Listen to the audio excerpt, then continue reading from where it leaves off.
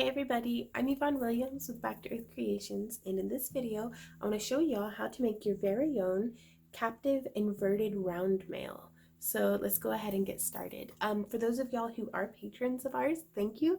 And this is October's craft along project for I think our dealer's choice and chainmail tiers. So if you're in our dealer's choice, some months you get wire, some months you get chainmail. It's completely made up. There's no rhyme or reason, so good luck. My favorite ring size for using for the inverted captive roundmaille weave is 16 gauge 5/16, though it does work with other sizes as well. This one's just my favorite for like structural things also. So, and this video is the craft along kit project for October for our chainmail people over on Patreon, everybody on our chainmail tier. And I wanted to start off by showing you guys. I'm going to zoom in just a bit so you can see hopefully a little better. To close the ring, we're just going to wiggle it back and forth, pushing inwards with our pliers until that join is closed, just as butted up against each other, the two ends, as you can get it. And then whenever you open the ring, you grip it with the pliers like this. It's a lot I feel I have a lot more control if I'm holding the pliers like this than if I'm holding like this. Because here I only have 2 points of contact, there and there, whereas if I have like this, I'm holding on to substantially more of the ring. It's almost like 4 points, here, here, here, and here. And then I'm just going to open it just like that. So now I'm going to zoom back out so that you can see what's up. And I like to set up to kind of, not quite speed weave, but it does make me feel like I'm being a little bit more efficient with my, there's not a whole lot of picking the pliers up and setting them down, or, weaving a bit and then having to open more rings. It just streamlines it a little bit, I think.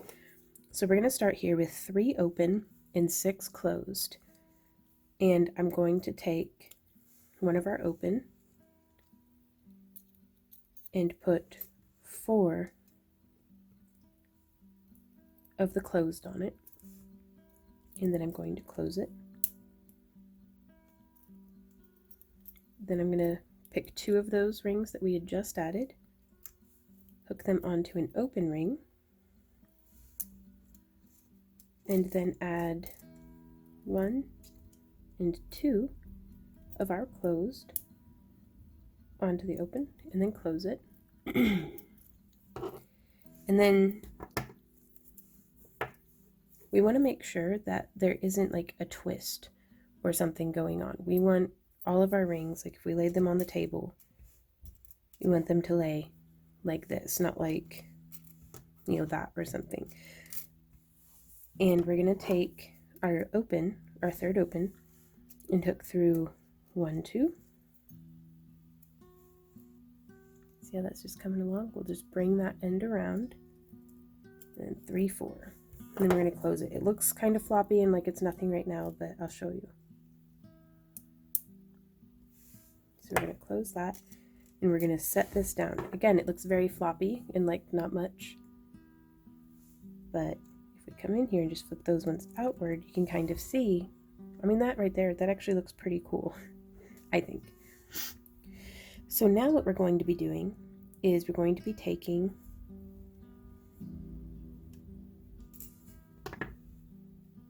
these inner 3 rings, 1, 2, 3, and lifting them up. So now you can see it is kind of very floppy. Now, if you had gotten this in with our kit, we also have the 16 gauge 1/4 inch ring, which works really well if we just continued this without adding the captive part.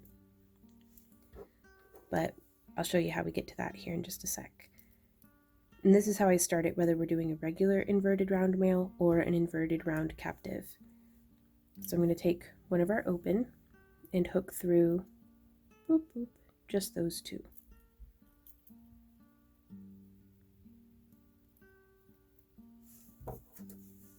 And then I'm going to close it. And again, that one slid down, but we'll just lift it right back up. Pick up another open ring and hook through 2 right there. The one that we had already woven through plus 1 more. And right now it's super weird because everything's flopping and just not wanting to sit where it wants to, but you'll get it. Just kind of tuck everything back up where it had been. We're going to pick up our 3rd open ring.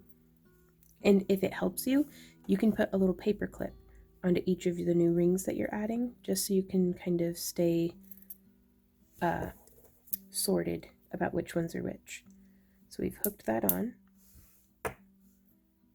And it really helps me to always hold on to the one that I've just added, because that means that I've linked through this one. So then we can just follow around and see. I wouldn't recommend this as like a complete beginner weave. But I don't know, challenge yourself. There's no telling what you might accomplish. So we're holding it by the base, you know, the kind of the first couple of rings that we had added. And I'm coming around, and I have the 3 that we just added sitting off to the sides, and I'm going to tuck this ring, if we can. I've opened them up just a little bit more. It's almost like peeling it back, peeling the weave back. So I'm going to bring out that first layer and then bring them out even farther. I hope this will start to make sense as we go. And then I'm nestling that ring, this loose ring right here. And then I'm wrapping these rings back up. And see how it just sits like kind of magic, just sitting in there?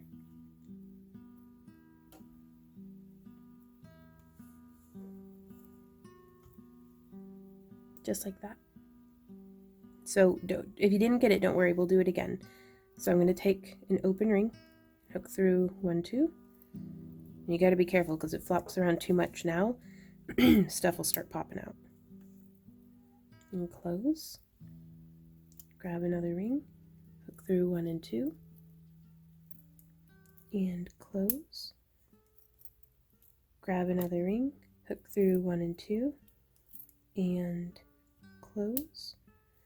Now with our kit, we just had bright aluminum, but I think I'm going to try weaving some of this with rainbow colors just to be very, very helpful to you guys, because I think that that might make a pretty big difference. So again, we have those 3 that we just added, and I'm going to let them fall kind of back a bit, and then bring them around, set this closed ring, and then start just folding them up. And if something gets a little pinched weird, oof, it all gets very, very odd. So, and if you can't get in there with your fingers, don't hesitate to use your pliers, because sometimes those fit in a little bit better than our weird phalanges.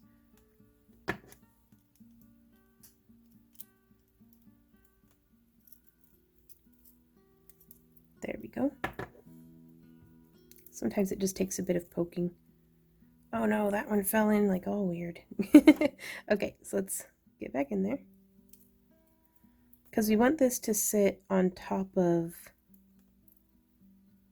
our other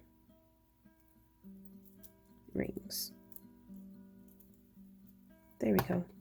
Maybe? So you can see here it's sitting below where it should be. So I'm just going to grab with my pliers, move it up a bit. There we go. So you can see that's 2 now that it has trapped in there. And you can see too, it holds very structurally. It's a nice, solid weave.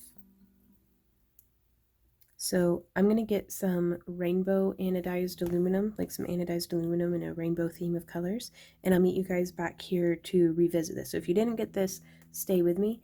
We're going to try again. Okay, so if you were following along with just the silver weaving and you're like, how in tarnation, we're going to try it again with some different colors of anodized aluminum that I've gotten from theringlord.com. So be sure to Google them, like just www.theringlord.com. In their anodized aluminum section, there'll be a link to their website down below. That's where I get just about all of my anodized aluminum rings nowadays. But what we're going to do, and I'm using their hot pink, their violet, one of their blues, like that part's not important. Like that's not vital to the weave at all. It works the same whether it's with silver or any color. We're going to take one of our purple ones, and I'm going to hook on a blue and a pink, and then a pink and a blue. And that is kind of important, at least if you want the colors to all end up more or less in the same spot. So now I'm going to close that, split it around, hook through a blue and a pink, and I'm going to hook on to where the pink and pink are next to each other, and then the blue. Then I'm going to close it, and then I'm going to flip around the blue and the pink, and I'm going to hook on a purple. And then you can see here how on one side is pink and on the other side is blue. So we want to bring this end around to where pinks are on the same side and blues are on the same side, and hook through, and then close. Now we're still going to be using silver as the captive. So I'm just setting that down, and I'm going to zoom in because you can see it's sitting all weird. So I'm just going to move that one that way, move that one that way. So you can kind of see how that flowers open like that. And we're going to pick up the 3 pink. I don't try to capture a ring here because it would just fall out the end. So there's always a little bit of a weird end on these. So now we have our pinks, and actually we'll flip it around. We're going to work from the blue end because that's, well, I don't know, I have these stacked. We'll just work, yeah. There we go. Okay. Sorry, I experienced confusion with just how I have my colored rings set up. So we're going pink, purple, blue. So I am going to hook a pink through 1 blue and 2 blue, and then close it. And see, now you can pinpoint, the blue one, because that's what row we are on. I'm going to hook through a blue and a blue. You don't want to be hooking through any purples or any other pinks or anything like that. And then we're going to pick up a pink and hook through a blue and a blue, just like that. Don't mean to wander out of frame. I'm actually going to zoom back out, that way gives me more chance of actually staying in frame. Okay, so now you can see, hopefully, that we've added our pinks. And now I'm going to flower them out the way we did initially, and then press them kind of up this way. That way they're looking like that. And we will set our silver closed ring just like that. And now we'll come around, and it just wants to pop right up, doesn't it? Okay. I'm going to use my finger to hold it in there. But we're reflowering these guys, and see how they're sitting on top? And we're going to push them up the rest of the way. And they're holding it captive. See how that's sitting? And so now we're going to take a purple. Don't let go of that, because if it falls, it's going to make a mess. Like, it's just going to be rings everywhere. I'm going to hook through 2 pink with one of the purple, and close, and hook through 2 pink with one of the purple, and close, and again 2 pinks with one of the purple, and close. And now again, we're going to end up with them all sticking out like that, but before that, we're going to flower it like this, then open those up like that, set a ring down in there, And this is also a really fun spot to use the stretchy rubber glow-in-the-dark silicone rings from the Ring Lord. And then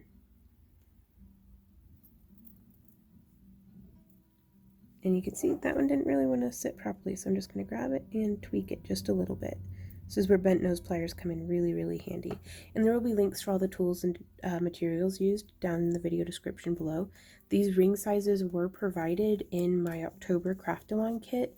The anodized were not. We'd like to one day, but we aren't quite up to enough patrons to fund getting the anodizing equipment and stuff. So that's hopefully one day we'll be able to supply that. But we are getting to where we're really close to getting to where we have enough to start including enameled copper into our chainmail kits and stuff. And I think that will be really cool. Okay, so we have our purple added. We've just captivated that ring. And so now I'm going to take a blue ring, hook through 2 purple, and close. And then I'm going to take, you rotate a bit, hook a blue through 2 purple, and close. And that's something that if y'all do enjoy my free tutorials and would like to support what we do as well as participate in our craft along club, be sure to check us out over on Patreon. We actually do all sorts of behind the scenes content, as well as well, the behind the scenes is free for everybody, but we do a $1 and up exclusive patron live stream on Saturdays. That's always fun. So again, we're flowering out these blue ones. Sorry, I had to segue into a shameless plug for our Patreon there. And bringing it up and around. That's pretty neat. Like, I actually absolutely love this weave. Like, it's one of my favorites. And I'm going to take a pink, hook through the blues, and close. Keep working my way around. Hook, and close. Like, I really love this weave for purse handles, for actually making fairy lanterns and chainmail candelabras and chandeliers and stuff. So again, we'll flower out the pink, place one of our silver toned, and then start bringing them all up and around to just encapsulate it. Also, if you do better with written tutorials, I highly recommend any of the tutorials by CG Mail. You can Google CG Mail, and I think some of their tutorials are still up floating around on the internet. But also mailartisans.org is a really great resource, as well as like Aussie Mail here on YouTube, and a bunch of other folks, guys. Like, chainmail is really awesome, and there's a lot of people who are very, very good at it. So, yep, we did our pink layer. So now we're going to do another layer of purple. And this is pretty fun. It's kind of just more of the same. Adding on the purple. Do, do, do, do. Add another purple. Boo, boo, boo. Do, do, do, do, do. There we go. Flower out those violet that we just added. Set in a silver, because we want it to kind of sit on the caps of those blue rings that are in there, if that makes sense. Like, you don't want it to slid down one from the other or something. And then I like to kind of just leave my pliers in there while holding on to it until I'm ready to let go, just to keep the placement consistent. Now we're going to go in with some blue. Do, do, do, do. Close that ring. I love to hear that click. Now, some of these colors from the Ring Lord I'm only able to get where they are machine cut, where they have like a little pinch mark in them. You can kind of see maybe just a little bit of a pinch, as opposed to the saw cut, which are my absolute favorite because they butt perfectly up together, and it's just a very nice cut. But I'm willing to tolerate the machine cut just to get those colors, because it's like, man, that is so nice. So we're going to flower out those blue ones, put in a silver, bring those ends around. And I'll tell you what, if you can get a friend to be helping you out with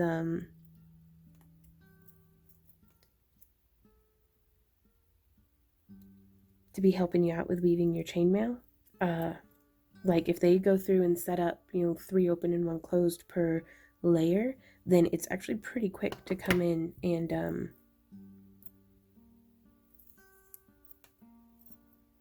weave it. So we've just added the blue. So now we're going to keep going, but with just the silver. And I'm going to kind of see, you know, test ourselves, see if we can do it. So add the silver to the blue, rotate to the next one, rotate around to the next one. And if you weren't doing the captive thing, then you would just bring them up and keep hooking through. But in this ring size, it would make for a pretty floppy weave. I'm not gonna lie, I'd recommend that for maybe the 16 gauge 1/4 inch. Then flour that out, put in the silver closed ring, and bring that up. Make sure they're sitting proper.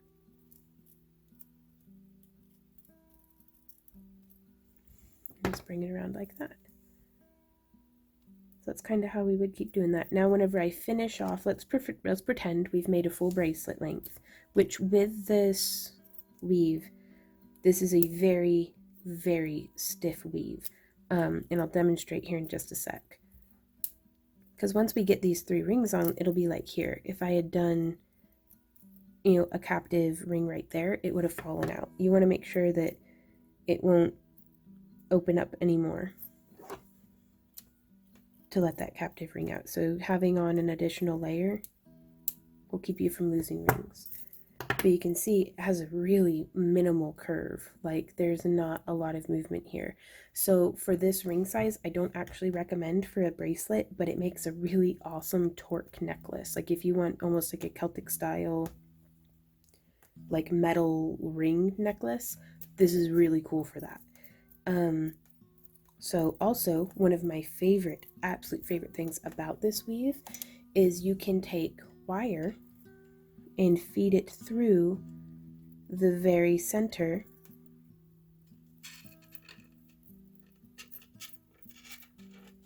and that way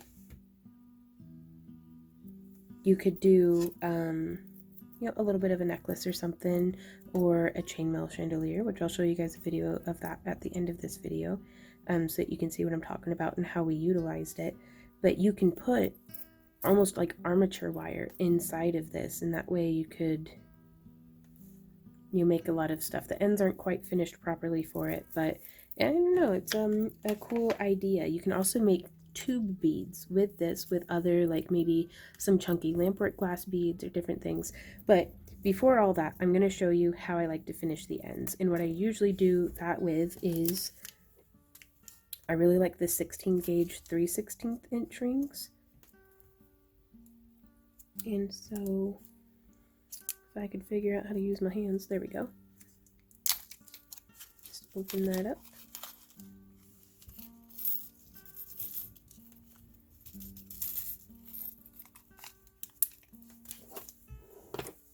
And then we're going to open up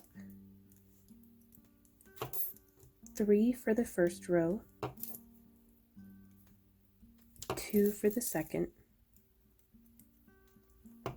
and 1 for the last.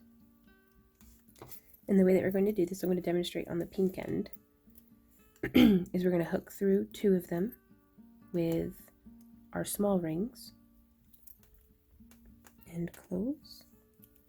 Then hook through 2. I don't know if y'all can hear it, but this cat is giving herself a bath like right next to me, and she's having like the loudest bath of her life. So if you hear like a weird like wet licking noise, that's my cat, you guys. Oh boy. So, okay, so we've added the row of 3 and we're bringing it up around, and then I'm going to hook through 1 and 2 just like that. And closing. And this is not necessarily the best way, I'm sure, of doing this, but it's a way. and it's a start. Then I'm going to hook through 2 again. Now I wonder, we could probably make a really tight inverted roundmaille weave. These guys are actually a little too snug. We'll see. So now we're going to hook through both of these guys, if we can. Yep, with our last small ring. Yeah, it would have been a little too snug. There's no way we'd have been able to fit a 3rd ring through there. But yeah, so this ring right here is what I would end up adding our clasp to. And it may even be, I'd actually would recommend, instead of using these 3, see how that's kind of splitting it open? That's a sign that our weave is too tight. There's too much tension, and so it doesn't want to lay like how it ought to. So we're just going to open that back up. Like that. Yeah, and in chainmail, if you mess up, it's fine. Just undo your rings. You'll like, there's not a craft in the world that you don't have to, you know, maybe, oops, rip some seams or pull out some stitches or, you know, something of the sort. So don't sweat it. You've got this. Though sometimes you do just want to set it on fire and bury it in the backyard, but, you know.